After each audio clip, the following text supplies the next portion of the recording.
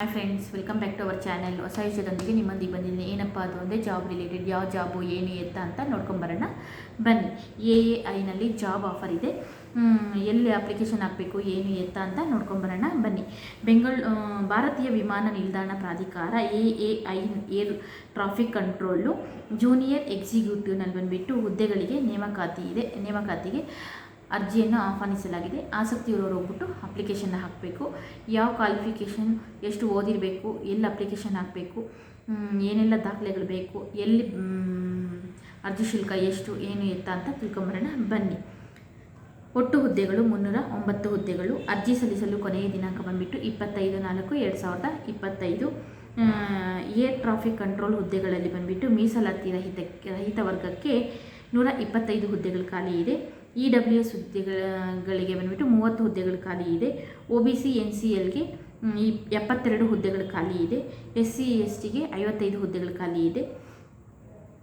ST ವರ್ಗಕ್ಕೆ 27 ಹುದ್ದೆಗಳು ಮೀಸಲಾಗಿದೆ.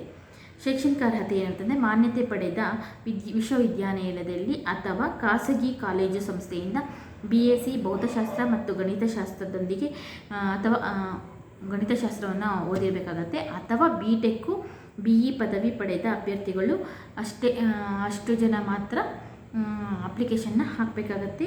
ಈ ಹುದ್ದೆಗೆ ಅರ್ಜಿಯನ್ನು ಸಲ್ಲಿಸಬಹುದು. ವಯಸ್ಸಿನ ಮಿತಿ ಎಷ್ಟಪ್ಪ ಅಂದರೆ, ಗರಿಷ್ಠ 27 ವರ್ಷ ಆಗಿರಬೇಕು. ವರ್ಗಗಳ ಆಧಾರದ ಮೇಲೆ ಸರಳಿಕೆ ಇದೆ.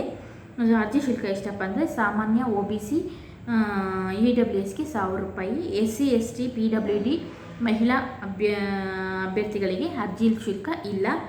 AAI ಅಪ್ರೆಂಟಿಸ್ ಪೂರೈಸುವವರು ಮಾತ್ರ ಶುಲ್ಕ ಇಲ್ಲ. ಪಾವತಿಸುವ ವಿಧಾನ ಹೆಂಗಪ್ಪ ಅಂತಂದರೆ, ನಿಮ್ಮ ಹತ್ತಿರದ ಆನ್ಲೈನ್ ಅಥವಾ ವೆಬ್ಸೈಟ್ಗಳ ಮೂಲಕ ಹೋಗಿ ಅಪ್ಲಿಕೇಶನ್ನ ಹಾಕ್ಬೋದು.